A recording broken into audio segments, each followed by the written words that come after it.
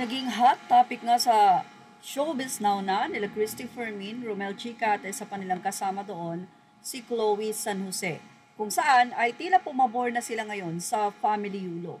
Naniniwala sila na malaki ang ambag ni Chloe San Jose kung bakit ngayon ay may malaking pader sa pagitan ni Carlos at sa mga magulang nito.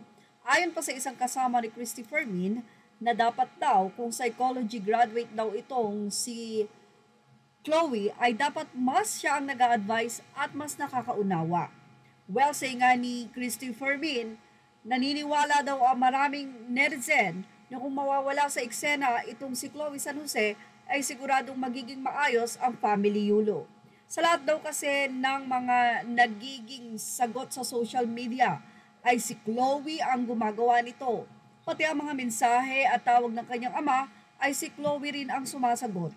Katulad na lamang dati nang sinabi nito na humingi ng sorry ang anak, parang binato pa nito ng salita ang ama na hindi nga karespe-respeto ang ginawang ito, na sinumbatan na kung ano daw yung ginawa ng nanay, na kung saan ay dapat ina-advisean pa ni Chloe na patawarin mo na ang nanay mo, kung ano man ang nasabi nun, galit lang yon, may kasalanan din tayo, o ganyan dapat.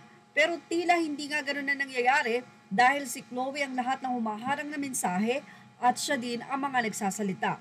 Hindi rin matanggap kamakailan lang ng mga netizen ang naging patutsada nito about sa portion lamang na tahasang hinahayaan daw ni Carlos Yulo na bastusin ang magulang.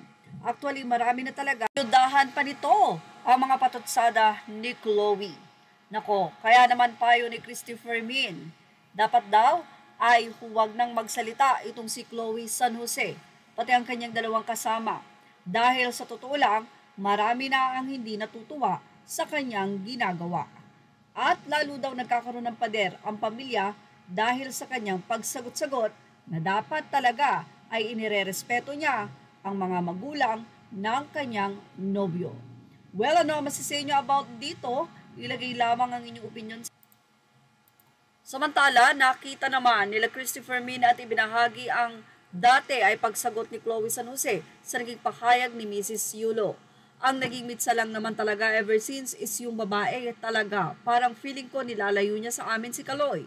Sumagot naman itong si Chloe, wait ka lang, tapusin lang po namin yung Vault Finals. Paki-on your comment section po Di yung didelete ka pa, plus off com sec.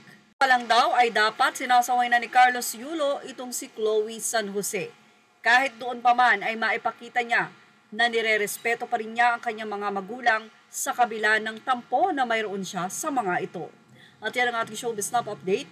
Images are all credit to the rightful owners. Thank you for watching Showbiz Snap.